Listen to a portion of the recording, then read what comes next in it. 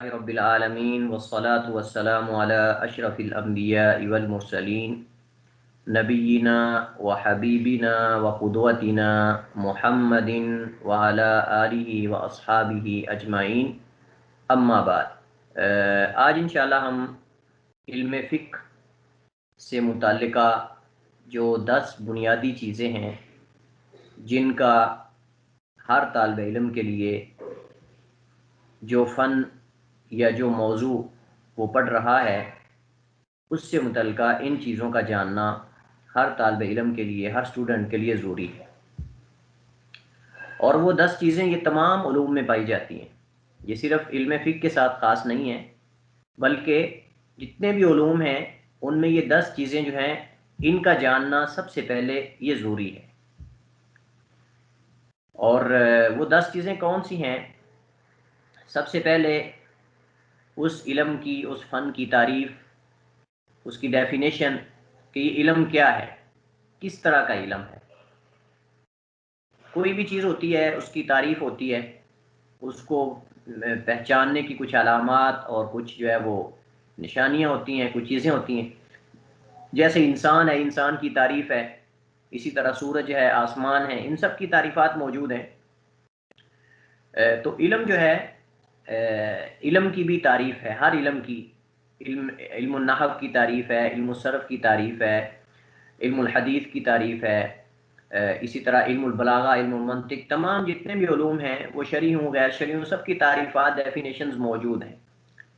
تو جو فن ہم پڑھ رہے ہیں، ہمارا یہ موضوع جو ہے یہ فقہ ہے، تو فقہ کی تعریف جو ہے ہمیں جاننی چاہیے کہ فقہ سے مراد کیا ہے، اس کی لغوی تعریف کیا ہوتی ہے، اس کی شرعی تعریف کیا ہوتی ہے، اصطلاحی تعریف، اصطلاح میں فقہ کو کیا فقہ کس کو کہتے ہیں، اس کا موضوع کیا ہے، یعنی علم فقہ جو ہے یہ کن کن موضوعات کو جو ہے وہ موضوع بحث بناتا ہے، یا ان کو ڈسکس کرتا ہے، یا کن کن موضوعات کو اس علم میں پڑھا جاتا ہے۔ کیا اس علم میں، علم فقہ میں، نحو بھی آئے گی، صرف بھی آئے گی، حدیث بھی آئے گی، بلاغہ منطق بھی آئے گی؟ کون سے علوم جو ہیں، وہ کون سے مسائل ہیں جو اس علم کے اندر پڑھے جاتے ہیں؟ یہ ہوتا ہے اس علم کا یا اس فن کا موضوع۔ پھر جب انسان پڑھتا ہے تو سب سے پہلے وہ چیز یہ سوچتا ہے کہ اگر میں علم یہ پڑھوں گا اس کے فوائد کیا ہیں۔ جب اس کے سامنے فوائد واضح ہوتے ہیں، غرض و غائط، اہداف واضح ہوتے ہیں، پھر وہ بڑی دلچسپی سے پڑھتا ہے، اس کو اس فن کے اندر انٹرسٹنگ ہوتی ہے، دلچسپی ہوتی ہے، اور وہ دلچسپی سے اس موضوع کو، اس ٹاپک کو پڑھنے کی کوشش کرتا ہے۔ لیکن اگر ایک آدمی کے سامنے، ایک اسٹوڈنٹ کے سامنے کسی علم کا جو ہے وہ پڑھنے کا فائدہ واضح نہیں ہے، اس کا ہدف واضح نہیں ہے، غرض و غائط واضح نہیں ہے، کوئی اہداف اس نے طے نہیں کیے ہوئے، تو پھر اگر علم کو انسان بغیر اہداف طے کیے، بغیر فوائد کو جانے، بغیر غرض و غائط کو جو ہے وہ پہچان کے اگر اس علم کو شروع کرتا ہے تو وہ اس قدر مستفید نہیں ہو سکے گا جس قدر وہ اسٹوڈنٹ، وہ طالب علم مستفید ہوگا جو اس علم کی ماہیت کو، اس علم کی حقیقت کو، اس علم کی تعریف، اس کے مسائل کو، اس کے موضوع کو، اس کے فائدے کو، اور اس سے پڑھنے کے بعد جو اہداف حاصل کرنا چاہتا ہے وہ ان سے معرفت نہ رکھتا ہو۔ اسی طرح یہ بھی جاننا ضروری ہے اس علم کا تعلق کن علوم سے ہے۔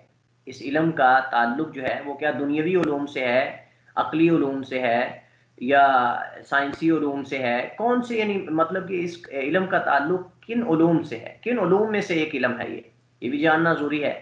اسی طرح اس علم کی فضیلت کیا ہے، اس علم کی فضیلت اگر موجود ہے، صاف ظاہر ہے کہ جتنے بھی شرعی علوم ہیں، دینی علوم ہیں، ان تمام کی جو ہے وہ فضیلت موجود ہے، ان کو حاصل کرنا جو ہے وہ ان کا جو ثواب ہے، ان کی فضیلت ہے اور مرتبہ اور مقام ہے۔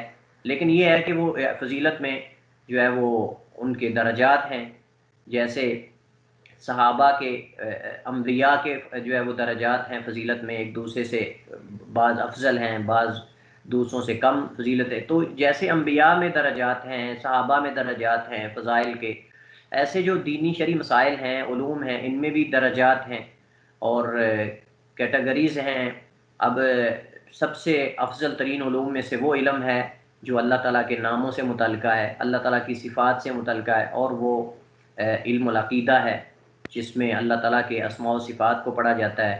اللہ تعالیٰ اور جو ہے وہ اسی طرح انسان جو ہے وہ اپنے خالق و مالک کی معرفت حاصل کرتا ہے، اور اپنی آخرت کو بہتر بنانے، اور آخرت کے مسائل، قبر کے مسائل، اور جو ہے وہ قدر کے مسائل، قضاء و قدر کے مسائل، یہ انسان پڑھتا ہے۔ یہ اس کے بعد جو ہے وہ قرآن کا علم ہے، حدیث کا علم ہے۔ تو یہ جو ہم فقہ پڑھ رہے ہیں، یہ قرآن و حدیث کا علم ہے، اس وجہ سے یہ افضل علوم میں سے ہے، بہتر علوم میں سے ہے۔ تو اس کی فضیلت کیا ہے، یہ جاننا جو ہے وہ ضروری ہے طالب علم کے لیے۔ اسی طرح اس کے موجدین کون ہیں، اس علم کو ایجاد کرنے والے کون ہیں، کیا یہ سائنسدانوں نے اس کو ایجاد کیا ہے، یا اس کو جو ہے وہ نحویوں نے ایجاد کیا ہے، یا اس کو ادبا نے ایجاد کیا ہے، اس علم کو کون لوگ اس علم کو ایجاد کرنے والے ہیں، اس علم یا فن کا نام کیا ہے، جس نام سے یہ معروف ہے، جس نام سے یہ علم یا فن معروف ہے وہ کیا ہے، اسے سیکھنے کا حکم کیا ہے، کیا ہر ایک کو سیکھنا چاہیے، یا کہ کچھ لوگ سیکھ لیں تو یہ ان سے تمام لوگوں سے فرض ادا ہو جائے گا۔ اس علم سے متعلقہ مسائل کون کون سے مسائل ہیں جو جن کو یہ علم موضوع بحث بناتا ہے، یا جن پر یہ بحث کرتا ہے، یہ جو ہے وہ 10 چیزیں معروف جو ہیں، یہ انشاءاللہ ہم کوشش کریں گے آج ان کو مکمل کرنے کی، اور ان کو پڑھنے کی۔ اور یہ ضروری ہیں، جب بھی کوئی علم آپ پڑھیں ان میں یہ 10 چیزیں جو ہیں ان کا جاننا انتہائی ضروری ہے۔ انسان اگر یہ چیزیں اچھے طریقے سے سمجھ لیتا ہے تو اس کے لیے دیگر جو بعد میں آنے والے ابواب ہیں یا فصول ہیں وہ بقدر آسان ہو جاتی ہیں۔ تو سب سے پہلے ہمارے پاس اس علم فقہ کی تعریف ہے۔ علم فقہ کی آپ کو پتہ ہے کہ جب بھی ہم کوئی ڈیفینیشن تعریف پڑھتے ہیں، اس میں ہم لغوی تعریف پڑھتے ہیں، پھر اس کی اصطلاحی تعریف پڑھتے ہیں۔ اگر وہ معنی قرآن کریم یا حدیث میں کہیں ذکر ہو تو اس کو بھی ہم جو ہے وہ کوشش کرتے ہیں ذکر کیا جائے۔ تو فقہ جو ہے اس کی لغوی تعریف کیا ہے؟ فقہ باب فاقہ یفقہ اور فاقہ یفقہ، یہ ان دونوں ابواب سے مصدر ہے۔ یہ فقیہ یفقہ اور فقہ یفقہ سے مصدر ہے، جس کا معنی ہوتا ہے سمجھنا، غور و فکر کرنا، کسی چیز کا گہرا فہم حاصل کرنا، کسی چیز کی گہرائی میں جانا، کسی چیز کی گہرائی میں جانا، اس کو جو ہے وہ فقہ کہتے ہیں۔ قرآن کریم میں اس کا استعمال ہوا ہے، یہ جو فقہ کا لفظ ہے یہ استعمال ہوا ہے، جیسا کہ سورہ ہود کے اندر شعیب علیہ السلام کی قوم نے ان کو کہا، قالوا یا شعیب ما نفقہ کثیرا مما تقول، انہوں نے کہا کہ اے شعیب علیہ السلام، آپ اکثر جو ہمیں باتیں سناتے ہو، ہمیں آپ جو باتیں یا مسائل بیان کرتے ہو ان کی اکثر کی ہمیں سمجھ نہیں آتی۔ آپ جو ہمیں باتیں بتاتے ہو یا مسائل ہمیں بتاتے ہو یا جو چیزیں آپ ہمیں لا کر سناتے ہو ان میں سے اکثر کی ہمیں سمجھ نہیں آتی۔ ما نفقہ کثیرا مما تقول، ان میں سے بہت زیادہ کی ہمیں سمجھ نہیں۔ اس کا مطلب ہے کہ کچھ ان کو سمجھ آتی ہے، لیکن اس میں سے بہت زیادہ چیزیں ایسی ہیں جو وہ کہتے ہیں کہ جن کی ہمیں سمجھ نہیں آتی۔ تو اس آیت سے پتہ چلتا ہے کہ فقہ جو ہے اس کا معنی ہوتا ہے سمجھنا، غور و فکر کرنا، اور کسی چیز کا گہرا فہم حاصل کرنا وغیرہ۔ یہ لغوی تعریف ہے۔ علم فقہ کی اصطلاحی تعریف کیا ہے؟ علم فقہ کی اصطلاحی تعریف یہ ہے کہ علم فقہ سے مراد ایسا علم جس سے ایسے شرعی احکام کی معرفت حاصل ہو جنہیں ان کے تفصیلی دلائل سے اخذ کیا گیا ہو، اور ان کا تعلق عمل سے ہو، ان کا تعلق عمل سے ہو۔ آپ کو پتہ ہے کہ مسائل دو طرح کے ہوتے ہیں، بعض کا تعلق عمل سے ہوتا ہے، بعض کا تعلق جو ہے وہ عقیدے سے ہوتا ہے۔ اب عقیدے سے جن کا تعلق ہوتا ہے ان کے اندر عمل نہیں ہوتا، وہاں انسان نے اعتقاد رکھنا ہوتا ہے اللہ تعالیٰ ایک ہے، وحدہ لا شریک ہے، آخرت پر، قضاء و قدر پر۔ یہ جو مسائل ہوتے ہیں یہ یا اس طرح ہم کہہ سکتے ہیں غیبی چیزیں جو ہوتی ہیں، ایک اسلام ہے ایک ایمان ہے۔ جب اسلام اور ایمان الگ الگ آئیں تو پھر اس میں دونوں چیزیں داخل ہوتی ہیں، اس کے اندر اسلام بھی داخل ہوتا ہے، ایمان بھی داخل ہوتا ہے۔ جو ظاہری ہمارے اعمال ہیں وہ بھی داخل ہوتے ہیں، باطنی جو ہمارے اعتقادات وغیرہ ہے وہ بھی داخل ہوتے ہیں، نماز، روزہ، حج، زکوٰۃ وغیرہ۔ لیکن جب اکٹھے کہیں ان کا ذکر ہو اسلام اور ایمان کا، تو پھر ایمان سے مراد جو ہے وہ عقائد ہوتے ہیں، اور اس طرح جو ہے وہ غیبیات ہوتی ہیں، اور اسلام سے مراد ظاہری اعمال ہوتے ہیں، جیسا کہ نماز ہے، روزہ، حج، زکوٰۃ وغیرہ، اس طرح کے جو افعال ہیں۔ تو یہاں علم فقہ سے مراد ایسا علم ہے کہ جس کے ذریعے ایسے شرعی احکام کی معرفت حاصل ہو جنہیں ان کے تفصیلی دلائل سے، تفصیلی دلائل کتاب و سنت ہیں، یا پھر جو ہے وہ دیگر جو دلائل ہیں، قول صحابی ہے، کتاب و سنت، اجماع، قیاس، قول صحابی، استثناء، استصحاب، اس طرح کے جو دلائل ہم تفصیل کے ساتھ انشاءاللہ پڑھیں گے اصول فقہ کے اندر، یہ دلائل جو ہیں ان کو تفصیلی دلائل بولا جاتا ہے۔ تو علم فقہ سے مراد ایسا علم ہے کہ جس سے ایسے شرعی احکام کی معرفت حاصل ہو جنہیں ان کے تفصیلی دلائل سے اخذ کیا گیا ہو اور ان کا تعلق عمل سے ہو، ان کا تعلق عمل سے ہو۔ عمل سے مراد یہ ہے کہ انسان کے تعامل سے ہو، جیسا کہ نماز ہے، روزہ ہے، حج ہے، زکوٰۃ ہے، آپس میں لین دین ہے، معاملات ہیں، مالی معاملات ہیں، اس طرح جو ہے وہ اس میں تینوں چیزیں آتی ہیں، حقوق اللہ ہیں، اپنی انسان کے اپنی ذات کے ساتھ جو انسان کا تعامل ہے وہ ہے، لوگوں کے ساتھ جو انسان کا تعامل، حقوق العباد ہیں، یہ ساری چیزیں جو ہے وہ اس میں داخل ہیں۔ تو ان کا تعلق جو ہے وہ عمل سے ہو، یہ شرط ہے۔ اگر ان کا تعلق جو ہے وہ صرف عقیدے سے ہے، مثلا باطنی اعمال سے ہے یا عقائد سے ہے یا آپ سمجھ لیں کہ غیبیات سے ہے، تو وہ اس میں داخل نہیں ہوگی، بلکہ اس سے مراد اعمال ہیں۔ اعمال سے مراد نماز، روزہ، حج، زکوٰۃ، اس طرح جو ہے وہ مالی معاملات، تو یہ سارے جو حقوق وغیرہ جو ہے وہ اس میں داخل ہیں۔ تو اس علم کے ذریعے ہم ان احکام کی معرفت حاصل کریں گے۔ نماز فرض ہے، نماز نفل ہے، کون سی فرض ہے، کون سی نفل، کب واجب ہوگی، کب واجب نہیں ہوگی، اس میں طہارت کیسے حاصل کرنی، یہ سارے احکامات، روزہ کب فرض ہوگا، کیسے ہوگا، یہ سارے جو تفصیلی مسائل۔ اسی طرح مالی معاملات میں جو ہے وہ کون سی چیزیں، کون سا کاروبار ایسے ہیں جن کا کرنا حرام ہے، ناجائز ہے، اور کون سے کاروبار کی قسمیں ایسی ہیں جن کا کرنا جائز ہے، کیسے خرید و فروخت ہم نے کرنی ہے، اس کی شروط کیا ہیں، کون کون سی چیزیں ایسی ہیں جن کے پائے جانے سے بیع باطل ہو جاتی ہے، خرید و فروخت جو ہے وہ تجارت باطل ہو جاتی ہے۔ یہ ساری چیزیں جو ہیں وہ یہ اس علم کے اندر جو ہے وہ ان کو پڑھا جاتا ہے۔ تو یہ اس سے مراد ہے کہ ایسا علم جس سے ایسے شرعی احکام کی معرفت حاصل ہو جنہیں ان کے تفصیلی دلائل سے اخذ کیا گیا ہو اور ان کا تعلق عمل سے ہو۔ تعریف میں وارد ہونے والے الفاظ کی وضاحت جو ہے وہ میں کر چکا ہوں، دوبارہ ہم پڑھتے ہیں۔ تفصیلی دلائل سے کیا مراد ہے؟ تفصیلی دلائل سے مراد وہ دلائل ہیں جن کے ذریعے عملی مسائل کے شرعی حکم کا پتہ چلایا جاتا ہے۔ جو عملی مسائل ہیں ان کے حکم کا پتہ چلایا جائے۔ مثال کے طور پہ نماز ہے، نماز فرض ہے، یہ فرض ہے یا سنت ہے یا مستحب ہے۔ اس طرح جو ہے وہ اپنا روزہ کب فرض ہوتا ہے، کس پر فرض ہوتا ہے، اس کی قید کیا ہے، اس طرح یہ سارے مسائل جو ہم پڑھ چکے ہیں تفصیل کے ساتھ، یہ اس سے مراد ہے۔ تو وہ دلائل جن کے ذریعے، تفصیلی دلائل کی ہم بات کر رہے ہیں کہ تفصیلی دلائل سے مراد وہ دلائل ہیں جن کے ذریعے عملی مسائل، چونکہ علم فقہ عملی مسائل کو موضوع بحث بناتا ہے، تو عملی مسائل کے شرعی حکم کا پتہ چلایا جاتا ہے، جیسا کہ کتاب و سنت ہے، اجماع و قیاس وغیرہ وغیرہ، یہ سارے تفصیلی دلائل ہیں۔ یہ دلائل ہیں جن سے کتاب و سنت کے اندر جو دلائل موجود ہیں ان کو اصل بنا کر ان سے مسائل جو ہے وہ اخذ کیے جاتے ہیں۔ شرعی احکام سے کیا مراد ہے؟ کیونکہ ہم نے تعریف میں ذکر کیا ہے شرعی احکام، تو شرعی احکام سے مراد وہ احکام ہیں جنہیں شریعت سے اخذ کیا گیا ہو۔ شریعت سے مراد جو ہے وہ کتاب و سنت ہے، قرآن اور حدیث ہے، اور اس کے بعد جو دیگر دلائل ہیں جن کی اصل قرآن و حدیث ہے وہ اس کے اندر موجود ہے، جیسا کہ واجب ہے، حرام ہے، مکروہ ہے، مباح ہے، وغیرہ وغیرہ۔ تو یہ جو ہے وہ شرعی احکام ہے۔ حکم کی جمع احکام ہوتا ہے، اور حکم سے مراد جو ہے وہ کسی چیز کا جو ہے وہ فیصلہ، مطلب کہ یہ جائز ہے، ناجائز ہے، حلال ہے، حرام ہے، مکروہ ہے، مباح ہے، تفصیل انشاءاللہ حکم کی ہم پڑھیں گے۔ تو یہ مراد ہے۔ عملی مسائل سے کیا مراد ہے؟ عملی مسائل سے مراد ایسے مسائل ہیں جن کا تعلق عقیدہ سے نہ ہو، جیسا کہ نماز، زکوٰۃ، حج وغیرہ، جس کے اندر ہم اس سے یہ پتہ چلتا ہے کہ جب ہم نے یہ قید لگا دی کہ عملی مسائل، تو اس قید سے پتہ چلے گا کہ عقدی مسائل، توحید، ایمان وغیرہ، کفر کی تکفیر مطلق، تکفیر معین، قضاء و قدر، ایمان بالیوم الاخر، ایمان باللہ، ایمان بالملائکہ، ایمان بالرسل، ایمان بالکتب، یہ جتنی مباحث ہیں، یہ جو باتیں ہیں، یہ اس علم فقہ کے اندر ان کو ڈسکس نہیں کیا جائے گا، ان کو موضوع بحث نہیں بنایا جائے گا، بلکہ ان کا موضوع الگ اور وہ عقیدہ ہے، ان کا موضوع الگ ہے۔ تو لہٰذا عملی مسائل ہم اس میں پڑھیں گے جو انسان کی جو ہے وہ عملی زندگی سے جن کا تعلق ہوتا ہے۔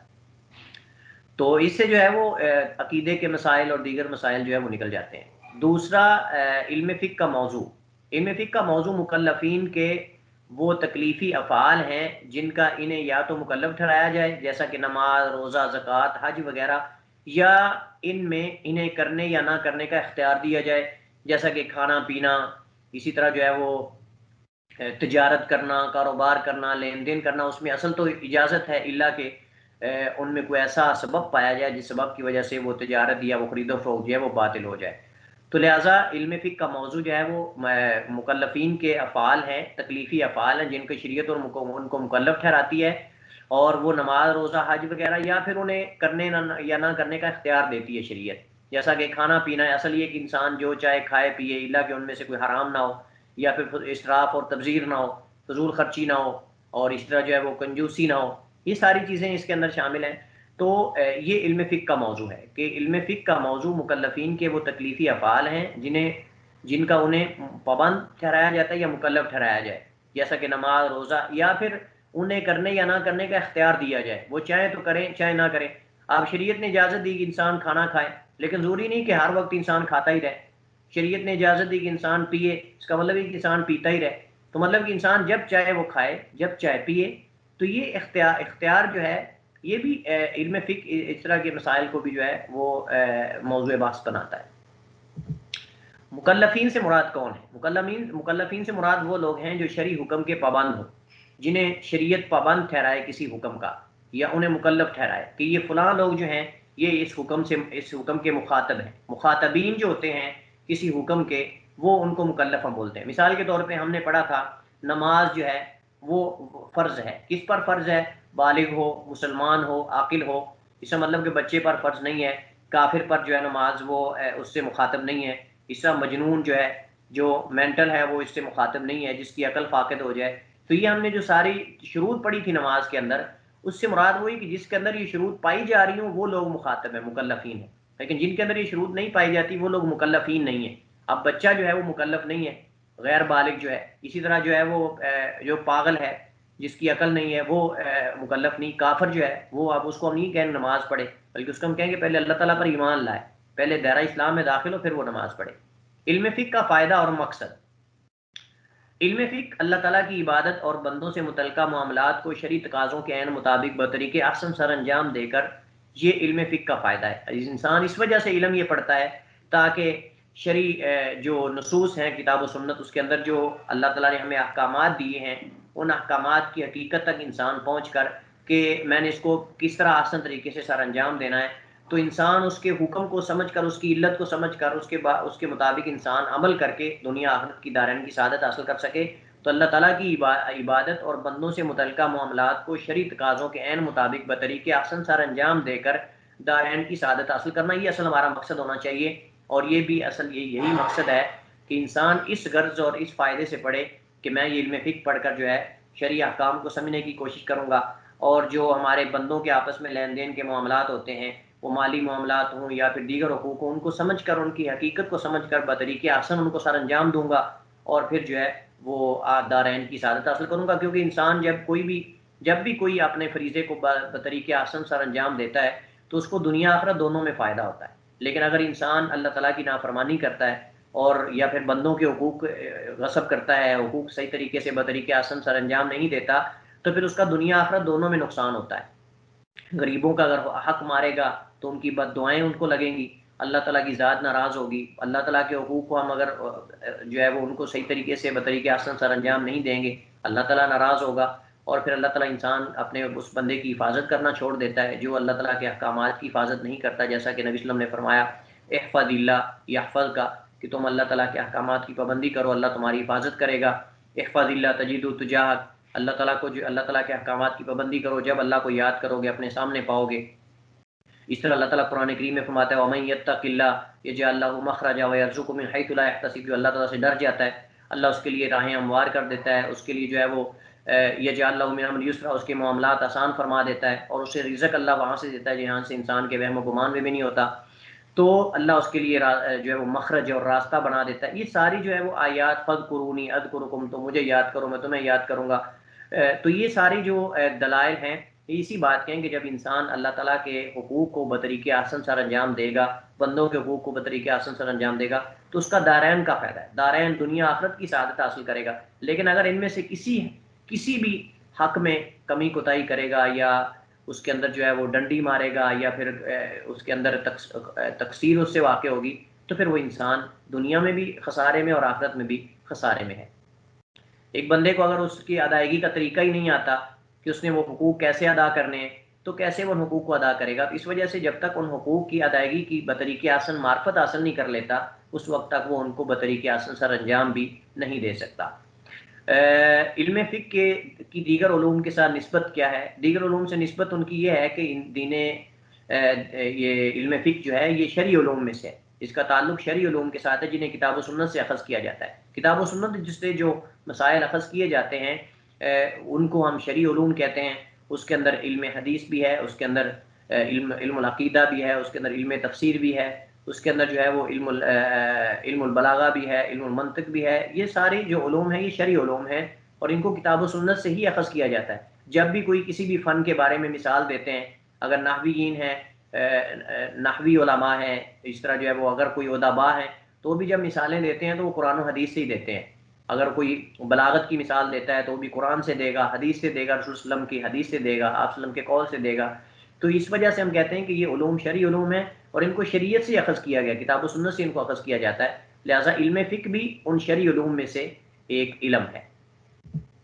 علم فقہ کی فضیلت کیا ہے؟ علم فقہ کی فضیلت جو ہے وہ فقہ اشرف اور افضل علوم میں سے ہے اور یہ باعتبار فائدہ دیگر کئی علوم سے افضل ہے، کیونکہ یہ انسانوں کو اپنے خالق سے جوڑتا ہے اور اسے یعنی انسان کو اپنے خالق سے جوڑ کر اسے اس کے دینی امور کی معرفت کرواتا ہے۔ اس کے ذریعے، اس علم کے ذریعے انسان جو ہے وہ اپنے خالق کے ساتھ جڑ جاتا ہے، کیونکہ جب انسان اس علم کو حاصل کر کے اللہ تعالیٰ کے احکامات کو اچھے طریقے سے سر انجام دے گا، اس کے احکامات پہ عمل کرے گا، تو پھر اس کا تعلق اللہ تعالیٰ سے اور زیادہ گہرا ہوگا، جڑ جائے گا اللہ تعالیٰ کے ساتھ۔ اس طرح جو ہے وہ دینی علوم کی معرفت، امور کی معرفت اس کو حاصل ہوگی، اور جب یہ معرفت حاصل کر لے گا تو اس کے لیے سعادت کی راہیں ہموار ہو جائیں گی، اور اس کا ذریعہ یہ علم ہے۔ رسول اللہ صلی اللہ علیہ وسلم نے فرمایا من یرید اللہ بہ خیرا یفقہہ فی الدین، یہ صحیح بخاری مسلم کی روایت۔ اللہ کے نبی صلی اللہ علیہ وسلم فرماتے ہیں کہ اللہ تعالیٰ جس آدمی سے بلائی کا ارادہ کر لیتا ہے اسے اللہ تعالیٰ دین کی سمجھ بوجھ عطا فرما دیتا ہے۔ تو گویا کہ جسے اللہ تعالیٰ نے شرعی احکام کی فقہ جو ہے وہ عطا فرما دی، سمجھ بوجھ عطا کر دی، اللہ تعالیٰ اس کے ساتھ احسان کا ارادہ، اللہ تعالیٰ اس کے ساتھ خیر اور بلائی کا ارادہ فرماتا ہے۔ اس کو خوش ہو جانا چاہیے جس کو دینی اور شرعی احکام اور ان کی جو ہے وہ تفصیل کی سمجھ آ گئی، تو وہ سمجھ لے کہ اللہ تعالیٰ نے جس کو دین کی سمجھ دے دی وہ اللہ تعالیٰ اس سے بلائی کا ارادہ فرماتا ہے۔ ویسے تو اللہ تعالیٰ کا تمام مخلوقات سے بلائی کا ارادہ ہے، اللہ تعالیٰ کا تو یہی ارادہ ہے، اللہ تعالیٰ تو یہی چاہتا ہے کہ اس کے سارے بندے جنت میں جائیں، لیکن اللہ تعالیٰ نے بندوں کی طبیعتوں کو پڑھ کر یہ فیصلے کر لیے ہوئے ہیں۔ اللہ تعالیٰ چونکہ بنانے والا خالق و مالک ہے، تو جیسے کوئی انجینئر یا کسی چیز کو بنانے والا کو موجد اس کے بارے میں جانتا ہے، اس کے نقائص کو، اس کے نقص کو جانتا ہے، اس کے اندر جو کمی کوتاہی ہوتی ہے اس کو جانتا ہے، فلاں چیز سے اس کو ایسے ہو جائے گا، فلاں سے ایسے۔ اللہ تعالیٰ رب العالمین خالق و مالک علیم و بذات صدور ہے، تو اللہ تعالیٰ نے اپنے علم سابق کی بنیاد پر بندوں کی تقدیر کو لکھ دیا ہوا ہے کہ یہ ایسے کریں گے، یہ نیک ہوگا، یہ بد ہوگا، لیکن اللہ تعالیٰ نے ساتھ ان کو اسباب بھی دیے ہیں، انبیاء بھی جو ہے وہ اللہ تعالیٰ نے بھیجے، کتابیں بھی نازل کی، تو یہ اللہ تعالیٰ کا جو ہے وہ اللہ تعالیٰ کا خیر کا ارادہ ہے پوری مخلوق سے ہی۔ لیکن کچھ لوگ جو ہیں وہ ان اسباب کو اختیار کرتے ہیں، اللہ تعالیٰ ان کے لیے مزید جو ہے وہ راہیں ہموار کر دیتا ہے، جو اس کی طرف آنے کی کوشش کرتے ہیں اللہ تعالیٰ پھر ان کی مزید جو ہے وہ ان کے لیے آسانیاں پیدا کر دیتا ہے۔ لیکن جو رب العالمین کی ذات سے دور جاتے ہیں اور اس اپنے خالق و مالک کو بلا دیتے ہیں، تو پھر اللہ تعالیٰ بھی جو ہے وہ ان کے ساتھ اس طرح کا اللہ تعالیٰ کا ارادہ نہیں ہوتا جو اللہ تعالیٰ کا ان لوگوں کے ساتھ ارادہ ہوتا ہے خیر اور بلائی کا، جو خیر کی طرف دوڑتے ہیں اور خیر کے اسباب اختیار کرتے ہیں، اس رب کے قریب ہونے کے اسباب اختیار کرتے ہیں۔ تو اللہ تعالیٰ نے اپنے علم سابق کی بنیاد پر لکھ دیا ہوا ہے کہ فلاں مسلمان ہے، فلاں کافر ہے، فلاں نیک مرے گا، فلاں بد مرے گا، لیکن اس کا مطلب یہ نہیں کہ انسان کچھ نہ کرے، گھر میں بیٹھ جائے کہ اب جیسا کہ صحابہ نے اللہ کے نبی صلی اللہ علیہ وسلم نے پوچھا کہ جب سب کوئی لکھ دیا گیا تو عمل کیوں کر رہے ہیں؟ نبی صلی اللہ علیہ وسلم کہ اے مالو فکل لما خلق، فکل میسر لما خلق، اس طرح کے الفاظ ہیں حدیث کے۔ نبی صلی اللہ علیہ وسلم کہ تم عمل کرو کہ تمہارا عمل کرنا بھی لکھا ہوا ہے، ہر چیز میسر ہے۔ اب ہمیں تو نہیں پتا نا کہ ہم نیک لکھے ہوئے اللہ تعالیٰ کے ہاں، یا ہم بد لکھے ہوئے، تو جب ہمیں پتہ ہی نہیں ہے تو ہم کیسے گھر میں ہاتھ باندھ کے بیٹھ جائیں کہ ہم عمل ہی نہ کریں؟ تو نبی صلی اللہ علیہ وسلم نے صحابہ کو فرمایا کہ تم عمل کرو، جو بھی انسان عمل کرتا ہے یہ میسر آسان ہے، اور انسان جو ہے وہ اس کے لیے یہ عمل کرنا بھی لکھا ہوا ہے۔ تو اس لیے جب ہمیں علم ہی نہیں کہ ہماری تقدیر کیسی ہے، ہم جو ہے وہ ہمارا خاتمہ کیسے ہوگا، تو ہمیں وہ اسباب اختیار کرنے چاہیے کہ جن اسباب کے ذریعے ہمارا خاتمہ بالخیر ہو، ہمارا خاتمہ جو ہے وہ اچھا ہو۔ ہم سیدھی راہ پر چلیں. لیکن ایک بندہ یہ کہہ لے کہ میں اللہ تعالیٰ کی تقدیر میں برا لکھا ہوا ہوں، میں نافرمان لکھا ہوا ہوں، تو لہٰذا میں نے کیا کرنا مسجد میں جا کر. بھائی تمہیں غیب کا علم ہو گیا، تمہیں کیا پتا کہ تمہارا تقدیر کے بارے میں کیا تمہارے بارے میں اللہ نے لکھا ہوا ہے. تو جب ہمیں پتہ ہی نہیں ہماری کل کے بارے میں کہ کل ہمارے ساتھ کیا ہونے والا ہے، تو پھر ہمیں کوشش کرنی چاہیے کہ ہم وہ کام کریں جو اللہ کی رضا، اللہ تعالیٰ کی رضا اور خوشنودی حاصل کرنے والے ہوں، جن کے ذریعے ہم اپنے رب کے قریب ہو جائیں. یہ نہ ہو کہ ہم وہ کام کریں کہ جو اللہ تعالیٰ سے ہمیں دور کر دیں. ایک بندہ اسباب اختیار نہیں کرتا اللہ تعالیٰ کو راضی کرنے کے، جنت کے حصول کے، آخرت میں کامیابی، دنیا کی سعادت کے حاصل کرنے، دارین کی سعادت کے لیے، تو وہ کیسے کہتا ہے کہ مجھے جو ہے وہ تقدیر میں ایسے لکھا ہوا. حضرت عمر کے بارے میں، امیر المومنین کے بارے میں آتا ہے کہ ایک چور نے جو ہے جب اس کا ہاتھ کاٹنے لگے تو اس نے کہا کہ امیر المومنین تم کیسے میرا ہاتھ کاٹ رہے ہو، یہ تو تقدیر میں لکھا ہوا تھا میرا چوری کرنا. تو حضرت عمر فاروق فرمانے لگے کہ تیرا ہاتھ کاٹنا بھی جو ہے وہ تقدیر میں لکھا ہوا ہے، تو میں تیرا ہاتھ کاٹوں گا. تو اگر ایسے ہر چور جو ہے وہ، ہر شرابی اور ہر مجرم اگر یہ حجت پکڑنا شروع کر دے کہ تقدیر میں ایسے لکھا ہوا، تو پھر تو کوئی سزا ہی نہ لے، پھر کسی کو سزا دی نہ جائے، پھر کوئی مجرم دنیا میں رہے ہی نہ، پھر تو سارے ہی جو ہے وہ تقدیر کو حجت بنا کر جو ہے وہ قتل کرتے جائیں، غریبوں کا مال غصب کرتے جائیں، اور آخر میں کہنے کہ نہیں تقدیر میں ایسے لکھا ہوا تھا. تو آج ہمارے معاشرے کے اندر کئی ایسے لوگ موجود ہیں جو تقدیر کو حجت بناتے ہیں، کہتے ہیں تقدیر میں ایسے لکھا ہوا تھا. بھائی آپ کو پتہ ہے آپ کی تقدیر میں کیا لکھا ہوا ہے؟ اچھے لکھے ہوئے، برے لکھے ہوئے. تو جب ہمیں پتہ ہی نہیں تو اصل تو یہ ہے نا کہ ہم اصل ایسے کام کریں جو اللہ کو راضی کرنے والے. ہم ہمیشہ فاسق و فاجر والے لوگوں کے، فساق اور فجار لوگوں کے عمل نہ کریں. تو یہ چیز ہے. تو اللہ تعالیٰ جو ہے وہ اس سے جس کو اللہ دین کی سمجھ دے دیتا ہے، اسے اللہ تعالیٰ کا بلائی کا ارادہ ہے، اللہ تعالیٰ کا خیر کا ارادہ ہے.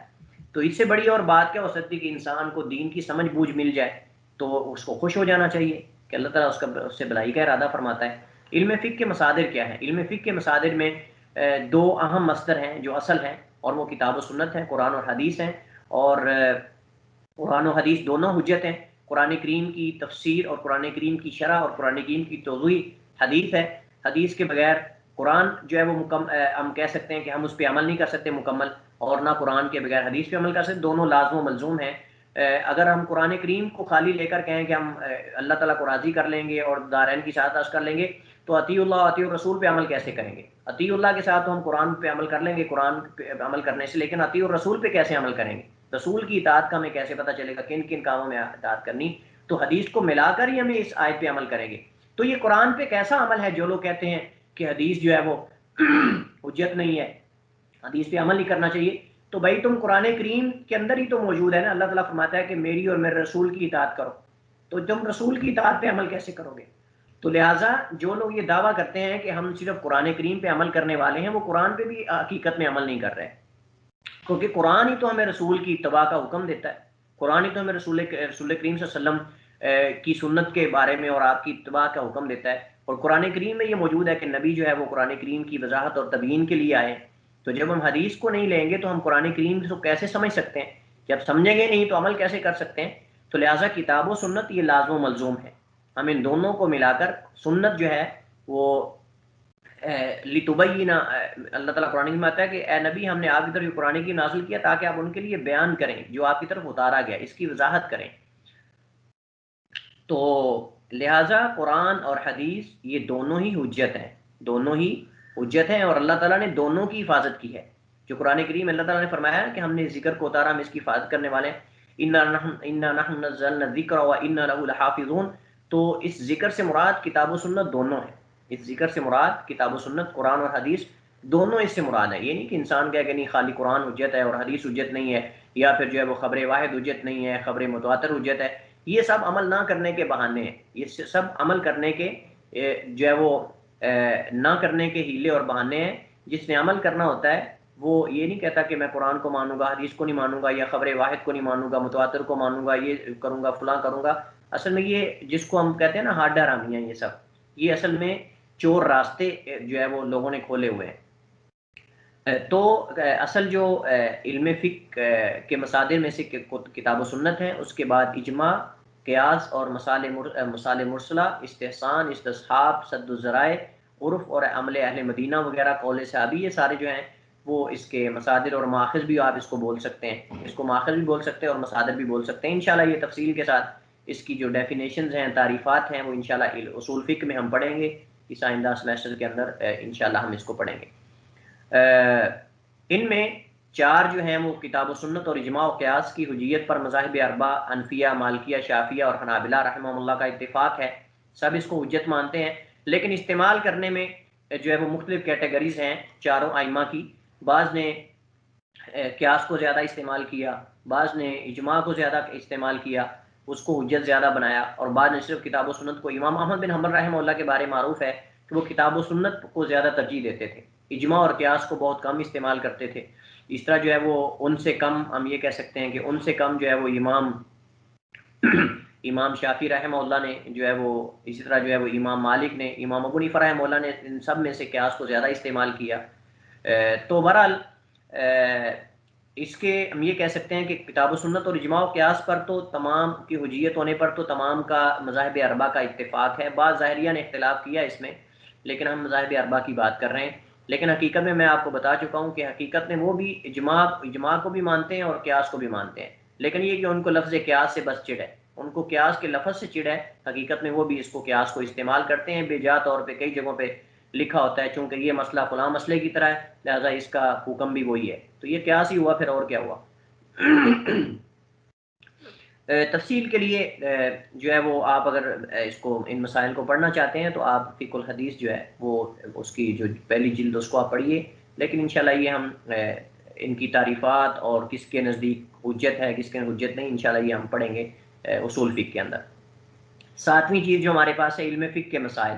علم فقہ کے مسائل جو ہیں وہ احکام تکلیفیہ ہیں، جیسا کہ نماز واجب ہے، اور دو خرید و فروخت کرنے والے بائع اور مشتری جب تک جدا نہ ہوں ان میں سے ہر ایک خریدی چیز واپس کرنے یا بے فسخ کرنے کا حقدار ہے، جیسا کہ حدیث کے اندر موجود ہے۔ نبی صلی اللہ علیہ وسلم کہ البیان بالخیار ما لم یتفرقا، کہ جو دو خرید و فروخت کرنے والے ہیں وہ اختیار ان کے پاس موجود ہے، جب تک وہ آپس میں جدا نہ ہو جائیں ایک دوسرے سے تو وہ بے کو واپس کر سکتے ہیں۔ یعنی یہ مطلب ہے کہ اس میں نماز کے مسائل جو ہے وہ ڈسکس کیے جاتے ہیں، خرید و فروخت کے، بے کے، یعنی حقوق اللہ اور حقوق العباد کے جو مسائل ہیں وہ اس کے اندر پڑھے جاتے ہیں۔ تو یہ علم فقہ کے مسائل ہیں کہ احکام تکلیفیہ ہیں جن کا بندوں کو مکلف ٹھہرایا گیا ہے، جیسا کہ نماز ہے، حج ہے، روزہ ہے، زکوٰۃ ہے، اس طرح خرید و فروخت، بیع وغیرہ کے جو مسائل ہیں۔ علم فقہ کا موجد کون ہے؟ علم فقہ ہر فن جو ہے، ہر جو علم ہے اس کے کوئی نہ کوئی اس کو ایجاد کرنے والا ہے۔ دنیا میں کوئی بھی چیز ایسی نہیں جس کا کوئی ایجاد کرنے والا نہ ہو، دنیا میں کوئی بھی چیز ایسی نہیں ہے، مخلوقات میں سے کوئی چیز ایسی نہیں ہے کہ جس کا کوئی ایجاد کرنے والا نہ ہو۔ دو ہی چیزیں ہیں کائنات میں، یا مخلوق ہے یا خالق ہے۔ تو جتنی بھی مخلوقات ہیں ان کی تخلیق کرنے والی ذات وہ اللہ تعالیٰ کی ذات ہے، خالق و رب العالمین کی ذات ہے، اور جتنی مخلوقات ہیں ان کو اللہ تعالیٰ نے بنایا ہے۔ آگے جو انسان چیزیں ایجاد کرتے ہیں ان کا بھی کوئی نہ کوئی موجود ہوتا ہے، صاف ظاہر ہے وہ خود تو نہیں بن جاتی، جیسا کہ بعض ملحدین اور داہریہ قسم کے اور جو اللہ تعالیٰ کی ذات کا انکار کرنے والے وہ کہتے ہیں کہ یہ ایک حادثے کا محض جو ہے وہ ایک حادثے کا نتیجہ ہے، صدفتاً یہ دنیا بنی ہے۔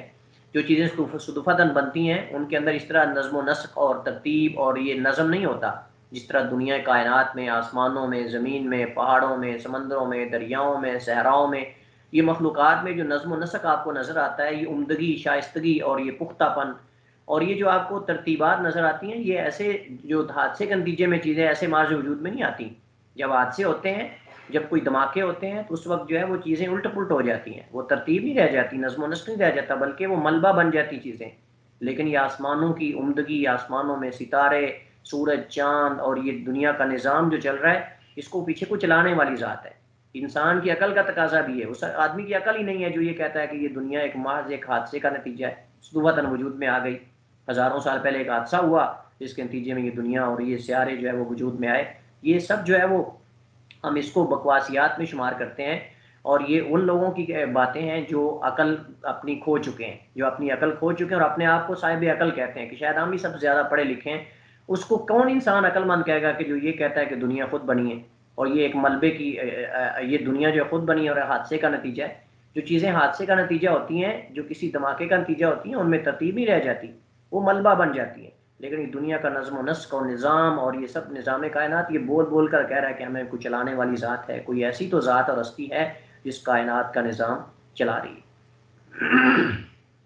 تو علم فقہ جو ہے اس کا موجد اور اس کو ایجاد کرنے والے، اس کے واضح جو ہیں وہ ائمہ مجتہدین ہیں۔ ائمہ مجتہدین ہے جس میں ائمہ اربع سر فہرست ہیں، جن میں ائمہ اربع سر فہرست ہیں. تو باقاعدہ طور پہ جن لوگوں نے اس علم کو ایجاد کیا وہ ائمہ مجتہدین ہیں، اور ان میں سب سے پہلے جو ہے وہ ائمہ اربع ہیں. اس کے بعد دیگر جو فقہائے کرام ہیں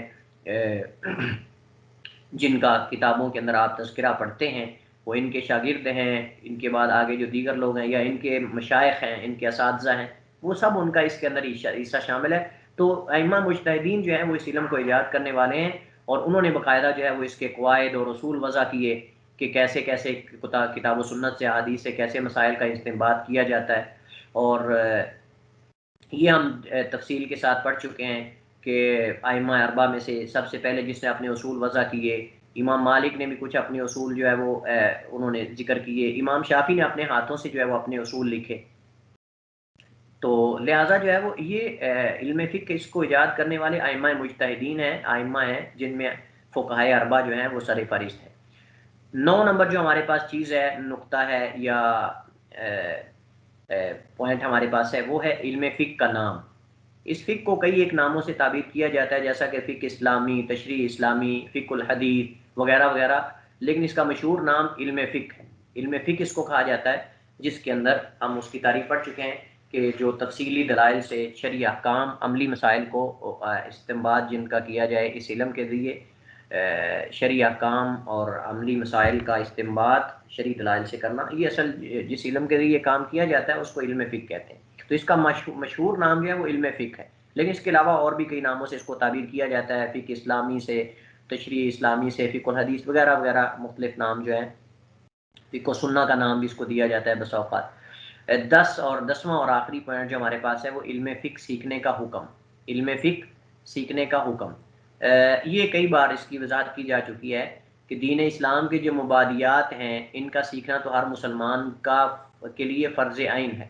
جیسا کہ طہارت کے جو اہم مسائل ہیں، غسل کیسے کرنا ہے، غسل کا طریقہ آپ سیکھنا چاہیے. اس طرح جو ہے وہ نماز کا وقت معلوم ہونا چاہیے سب کو کہ کون سی نماز کس وقت پہ پڑھی جاتی ہے.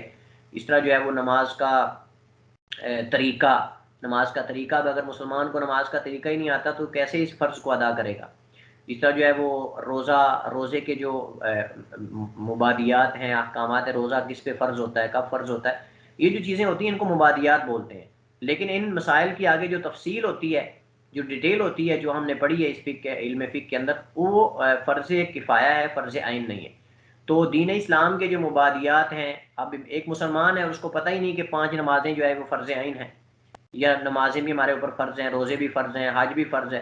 جس کو ان چیزوں کا پتہ نہیں ہے، اس کا مطلب یہ ہے کہ وہ اس کو اپنی اصلاح کرنے کی ضرورت ہے. جس کو اسلام کے مبادیات کا علم نہیں ہے اس نے اسلام کو پڑھا ہی نہیں، اس نے اسلام کو جانا ہی نہیں، وہ پتہ نہیں ایک دوسرے کو دیکھ کر ہی پھر اسلام میں داخل ہو گئے. تو لہٰذا یہ دین اسلام کے جو مبادیات ہیں ان کو جاننا ہر ایک کا فرض ہے، ہر ایک پر فرض، اس کی ذمہ داری ہے کہ وہ اس کو پہچانے. لیکن جو ڈیٹیل ہوتی ہے، تفصیل ہوتی ہے کسی بھی موضوع کے اندر، اب نماز کے جو ہم نے مسائل پڑھے، نماز کی شروط کیا ہیں، اس طرح جو ہے وہ اذان کی شروط کیا ہیں، اقامت کی شروط کیا ہیں، نماز جمع کرنے کی صورتیں کیا ہیں، نماز قصر کرنے کی کیا صورتیں ہیں، اس طرح جو ہے وہ کتنے سفر پر نماز قصر کی جائے گی، کب جمع کی جائے گی، کب جمع نہیں کی جائے گی، یہ جو تفصیلی سارے مسائل ہیں یہ ہر ایک کا سیکھنا ہر ایک کے لیے فرض نہیں ہے. بلکہ اگر کچھ لوگ اس کو سیکھ لیتے ہیں جو دوسروں کو سکھا دیں تو یہ فرض سب سے ادا ہو جائے گا. لیکن اگر کوئی بھی نہیں سیکھتا، اس علم کو چھوڑ دیا جاتا ہے بالکل کلی طور پہ، جیسے ہم نے اذان کے بارے میں پڑھا تھا کہ جس شہر میں، جس بستی میں یا جس قصبے میں اذان نہ ہو وہ سارے گناہ گار ہیں، لیکن اگر ایک اذان ہو جاتی ہے وہاں تو وہ سب سے فرض ادا ہو جائے گا. تو اسی طرح بالکل ہم یہ سمجھ لیں کہ علم کے جو دین اسلام کے مبادیات ہیں، جو بنیادی چیزیں ہیں، ان کو سیکھنا تو ہر مسلمان کی ذمہ داری اور فرض عین ہے سب پر. لیکن جو تفصیل اور ڈیٹیل ہے، جو تفصیلی مسائل ہیں، جزوی مسائل ہیں، ان کا سیکھنا یہ فرض کفایہ ہے.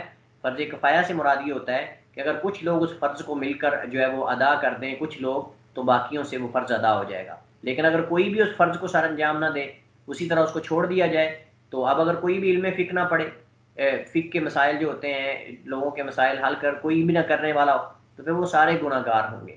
لیکن اگر کچھ لوگ ایسے موجود ہیں جو دوسروں کو پڑھانے والے، لوگوں کو فتویٰ دینے والے، لوگوں کو مسائل بتانے والے، وضاحت کرنے والے، تو پھر عام لوگوں پر یہ ہے کہ وہ دین کے جو مبادیات ضروری مسائل ہیں ان کو جان لیں، لیکن تفصیل علماء پر چھوڑ دیں، تفصیل علماء پر چھوڑ دیں جو اس کا حل نکالیں.